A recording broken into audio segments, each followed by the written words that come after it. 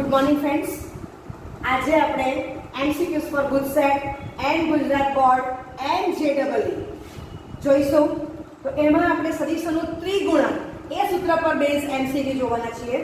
તો લાસ્ટ વિડીયોમાં એની ટ્રીક મેં તમને આપી હતી, એકવાર રિમાઇન્ડ કરી રહ્યા છે. x સદિશ y સદિશ z સદિશ નોટ ઇક્વલ ટુ શૂન્ય સદિશ this belongs to R cube. તો x સદિશ ક્રોસ બ્રેકેટમાં y સદિશ ક્રોસ z સદિશ. તો આપણે 1 2 3 એવું નામ આપ્યું છે. ખાસ કાળજી કે બ્રેકેટ મને પાછળ જોઈશે, બરાબર છે. બે સદિશનો ક્રોસ પ્રોડક્ટનો બ્રેકેટ મને પાછળ જોઈશે. તો 13 - 12 આવું કંઈક આપણે યાદ રાખ્યું છે. તો એ શું લખાશે? x સદિશ ડોટ z સદિશ અને બહાર આવશે y સદિશ 12. તો x સદિશ ડોટ y સદિશ અને બ્રેકેટની બહાર z સદિશ આવશે, બરાબર છે. Answer vector cross vector vector જ આવવાનો છે. આ vector dot vector scalar, scalar ને વેક્ટર એટલે વેક્ટર, એ જ પ્રમાણે સ્કેલર ને વેક્ટર એટલે વેક્ટર, બરાબર.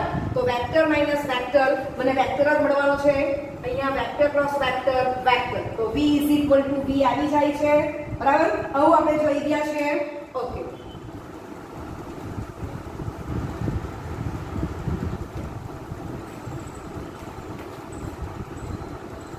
તો પહેલું એમસીક્યુ જો મ્યુ સદિશ = i કેપ ક્રોસ બ્રેકેટમાં a સદિશ ક્રોસ i કેપ વત્તા j કેપ ક્રોસ બ્રેકેટમાં a સદિશ ક્રોસ j કેપ વત્તા k સદિશ ક્રોસ a સદિશ ક્રોસ k કેપ હોય તો મ્યુ સદિશ = ખાલી જગ્યા, બરાબર છે.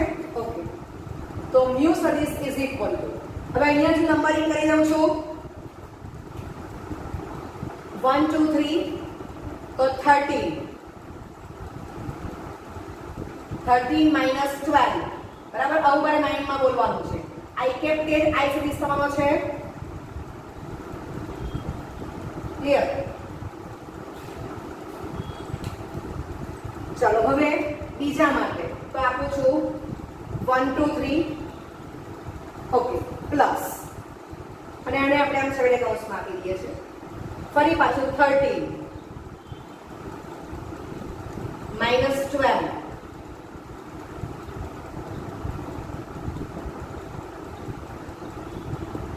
થઈ ગયું આટલું. ઓકે, ફરી પાછું અહીંયા આપણે 1 2 3 વાંચીશું.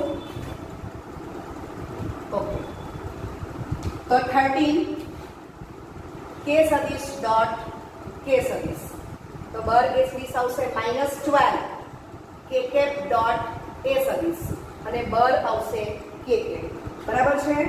ઓકે, ચલો હવે તમને નીકળવા એ ખબર જ છે કે i cap dot i cap મનાંકમાં i કેપ નો વર્ગ 1 થશે, j cap dot j cap એટલે 1 જ થવાનું છે અને k cap dot k cap એ પણ 1 જ થવાનું છે, એ તમને ખબર છે. હવે અહીંયા હું a સદિશ લખી લઉં છું. a1 i કેપ વત્તા a2 j કેપ વત્તા a3 k કેપ, બરાબર છે. a સદિશ ઇઝ નોટ ઇક્વલ ટુ શૂન્ય સદિશ. તમે આને આમ પણ વાંચી શકો છો a1, a2, a3. Clear? Okay, ચાલો સાદુરૂપ આપીએ. તો માટે મ્યુ સદિશ તો આ 1 થશે, 1 a સદિશ માઈનસ, હવે અનુસાર રૂપ આપવાનું છે.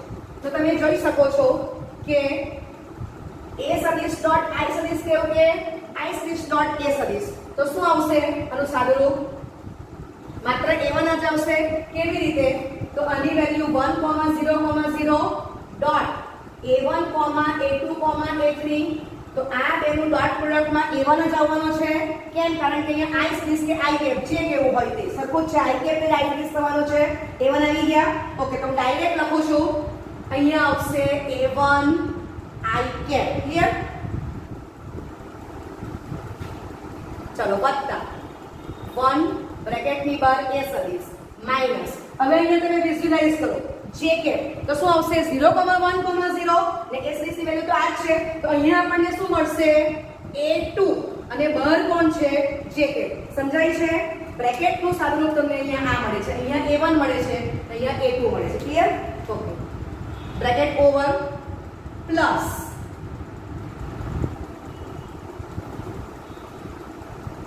1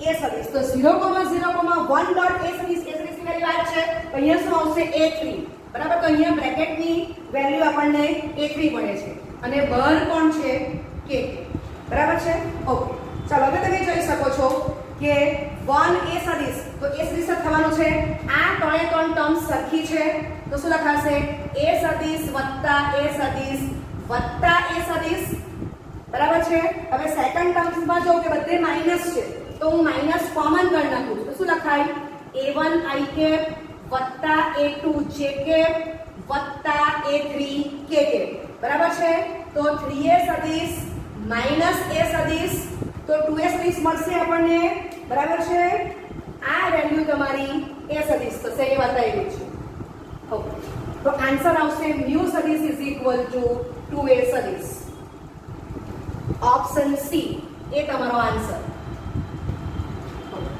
લખો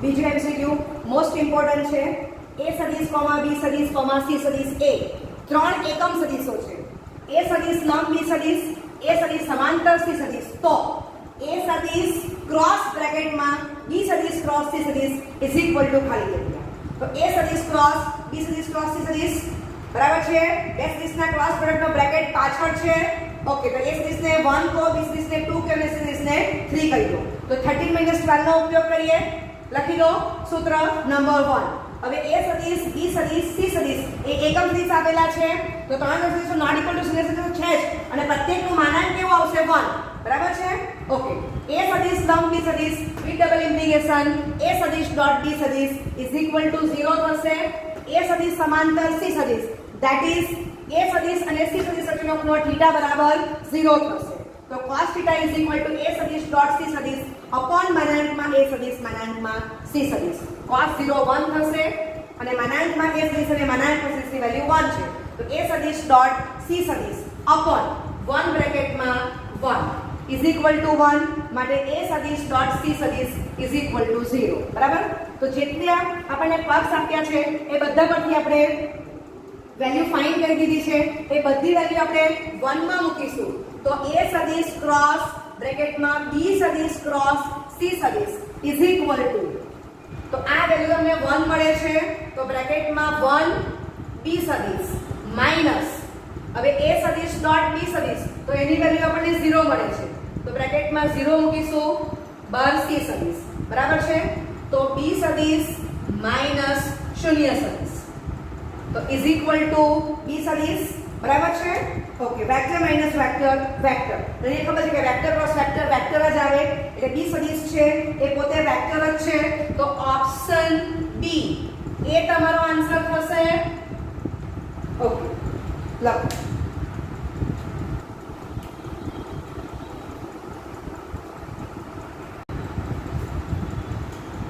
ત્રીજો એમસીક્યુ એ સદિશ ક્રોસ છગડે કૌંસમાં એ સદિશ ક્રોસ નાના બ્રેકેટમાં એ સદિશ ક્રોસ બી સદિશ ઇઝ ઇક્વલ ટુ ખાલી જગ્યા ચાર ઓપ્શન તમને આપી દીધા છે હવે તમે જો કે આ વેક્ટર છે અને આ વેક્ટર ક્રોસ વેક્ટર આ વેક્ટર આવશે વેક્ટર ક્રોસ વેક્ટર વેક્ટર ને વેક્ટર ક્રોસ વેક્ટર તો આપણને આન્સર શું મળશે વેક્ટર બરાબર છે ઓકે હવે તમે ઓપ્શન એ જો તો એ સદિશ ક્રોસ એ સદિશ vector cross vector vector dot vector cross vector vector તો વેક્ટર ડોટ વેક્ટર એ સ્કેલર મળશે એટલે આ જવાબ આવવાનો નથી બરાબર છે ઓકે ઓપ્શન બી જો તો એ સદિશ dot vector cross vector vector તો વેક્ટર ડોટ વેક્ટર બરાબર અને આ છગડે કૌંસની બહાર વેક્ટર છે તો આ સ્કેલર આવશે પણ સ્કેલરની બહાર વેક્ટર છે તો જવાબ વેક્ટર છે એટલે આ જવાબ હોઈ શકે ઓપ્શન સી જો તો vector dot vector minus vector dot vector એટલે એ આપણને સ્કેલર આપશે વેક્ટર ડોટ વેક્ટર સ્કેલર થઈ જવાનું છે બરાબર છે આ પણ જવાબ નથી ઓપ્શન ડી જો તો એ સદિશ ડોટ એ સદિશ એ અદિશ છે તો બી સદિશ ક્રોસ એ સદિશ વેક્ટર ક્રોસ વેક્ટર વેક્ટર આવવાનું છે સમજાય છે તો આપણો આન્સર આ બેમાંથી કોઈ એક હોઈ શકે બરાબર છે આ બે જવાબ નથી સમજાય છે આ સ્કેલર છે પણ આ વેક્ટર છે એટલે જવાબ કેટલો આવે વેક્ટર સમજાય છે? ઓકે, તો એ સદિશ ક્રોસ છગડે કૌંસમાં એ સદિશ ક્રોસ નાના કૌંસમાં એ સદિશ ક્રોસ બી સદિશ, બરાબર છે? ઓકે, તો આને હું 1 આપું છું, આ 2 અને 3, અને આપણને ખબર છે કે બે સદિશના ક્રોસ પ્રોડક્ટ વાળો બ્રેકેટ પાછળ આવવો જોઈએ, રાઈટ? ઓકે, તો ઇઝ ઇક્વલ ટુ એ સદિશ ક્રોસ, ચલો 13 માઈનસ 12 થઈ ગયું. ઓકે, હવે જે સદિશ બાકી છે તે લખી દઈએ છીએ. તો અહીંયા આવશે એ સદિશ અને અહીંયા આવશે બી સદિશ, બરાબર છે? ચલો ઇઝ ઇક્વલ ટુ એ સદિશ ક્રોસ, ઓકે, તો એ સદિશ ડોટ બી સદિશ છે એટલે એ અદિશ જ છે અને આ સદિશ માઈનસ માનાંકમાં એ સદિશનો વર્ગ બી સદિશ લખાશે ને આ રીતે. ચાલો સાદુરૂપ આપીએ તો એ સદિશ ક્રોસ માઈનસ એ સદિશ ક્રોસ થઈ ગયું એટલું. ઓકે, હવે આ અદિશ રાશિ છે, આ સ્કેલર છે, સ્કેલર છે, તો એ બહાર નીકળશે એટલે શું લખી શકાય? એ સદિશ ડોટ બી સદિશ બ્રેકેટમાં એ સદિશ ક્રોસ એ સદિશ માઈનસ આ અદિશ રાશિ છે, માનાંકમાં એ સદિશનો વર્ગ બહાર જશે તો બ્રેકેટમાં શું લખાશે? એ સદિશ ક્રોસ બી સદિશ, બરાબર છે? ઓકે, અહીંયા આપણે શું કર્યું છે? એ સદિશ ડોટ એ સદિશની કિંમત માનાંકમાં એ સદિશનો વર્ગ મૂકેલી છે. ઓકે, હવે તમને ખબર છે કે આ શું સદિશ આવવાનું છે? તો એ સદિશ ડોટ બી સદિશ આ અદિશ છે, બહાર સદિશ પછી સદિશ છે, માઈનસ માનાંકમાં એ સદિશનો વર્ગ બ્રેકેટમાં એ સદિશ ક્રોસ બી સદિશ, તો એને એમ લખી શકાય -1 બ્રેકેટમાં બી સદિશ ક્રોસ એ સદિશ, બરાબર છે? ઓકે, આ બી ને ડી માંથી કોઈ એક જવાબ હોઈ શકે. ચાલો હવે અહીંયા શું આવશે? તો આ અદિશ અને સદિશ છે એટલે આ તમારો શૂન્ય સદિશ થઈ ગયો. માઈનસ માઈનસ પ્લસ થશે તો માનાંકમાં એ સદિશનો વર્ગ બ્રેકેટમાં બી સદિશ ક્રોસ એ સદિશ, બરાબર છે? અને તમને ખબર છે કે માનાંકમાં એ સદિશનો વર્ગ તે જ કોણ છે? એ સદિશ ડોટ એ સદિશ. તો આ એક જવાબ તમારો હોઈ શકે. તો આપણો આન્સર કેટલો આવશે? માનાંકમાં એ સદિશનો વર્ગ બી સદિશ ક્રોસ એ સદિશ, અથવા આની વેલ્યુ મૂકી દો તો શું લખાશે? એ સદિશ ડોટ એ સદિશ બ્રેકેટમાં બી સદિશ ક્રોસ એ સદિશ. સમજાય છે? તો એક ફોર્મ આ પણ હોઈ શકે, પણ આપણને આ ફોર્મ આપેલું છે તો ઓપ્શન ડી એ તમારો જવાબ થશે. આ પણ જવાબ નથી આવવાનો, બરાબર છે? તો ઓપ્શન ડી એ તમારો આન્સર થશે. લખો.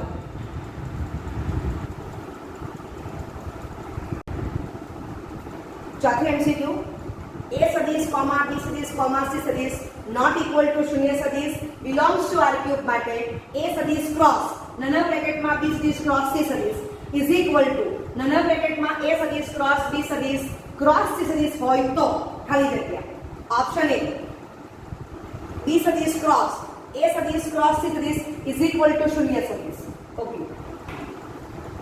તો આપણે જે પક્ષ આપ્યો છે તે હું લખી દઉં છું.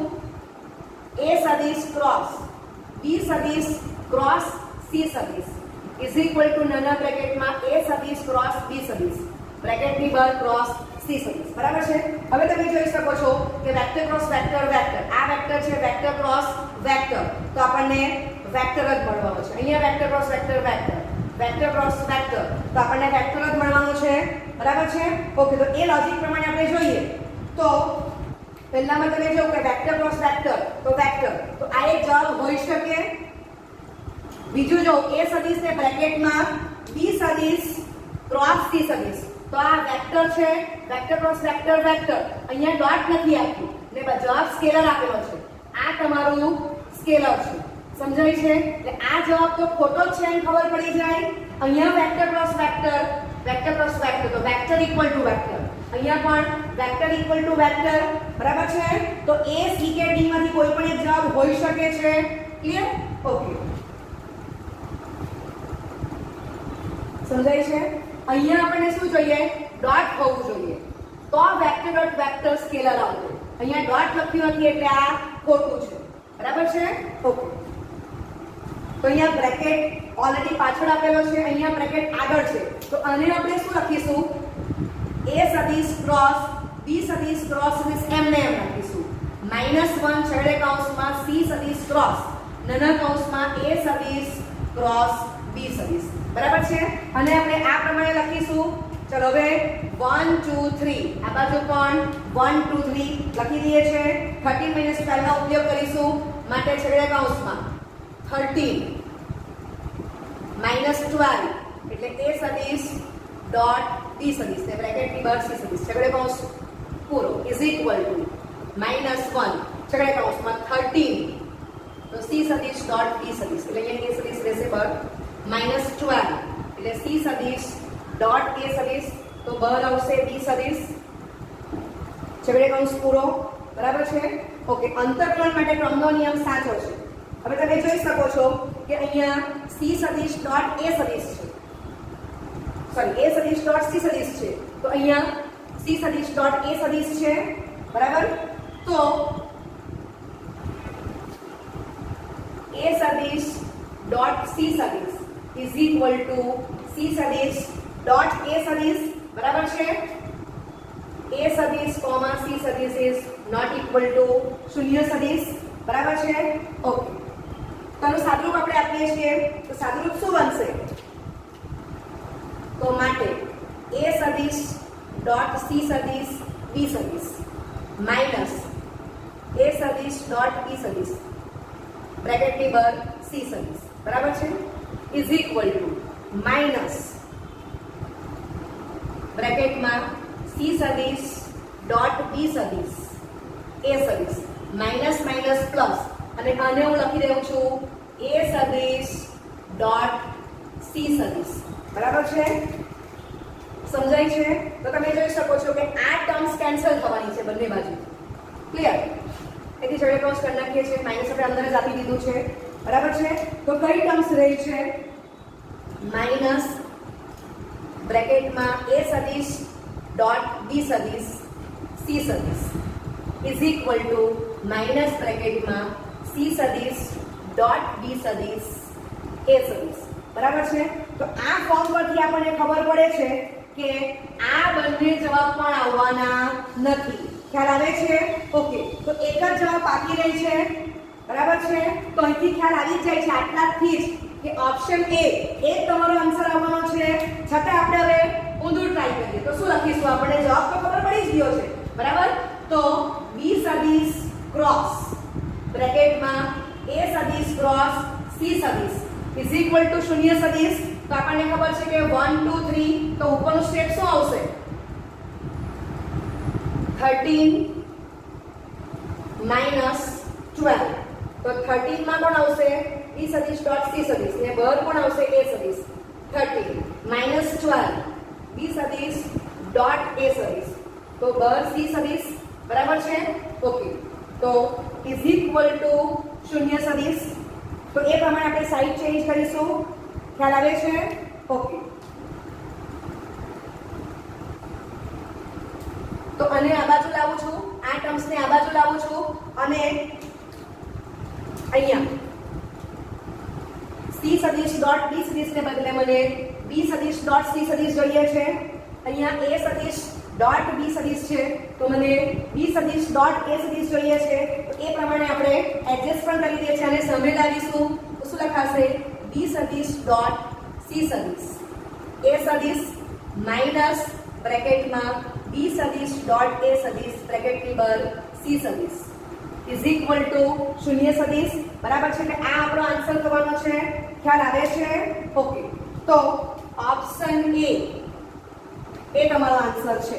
ખ્યાલ આવે છે? ઓકે, તો આપણને આટલા સ્ટેપ પરથી જ ખ્યાલ આવી જાય છે કે ઓપ્શન એ જ આન્સર આવવાનો છે, સી ને ડી પોસિબલ નથી. ખ્યાલ આવે છે? ઓકે.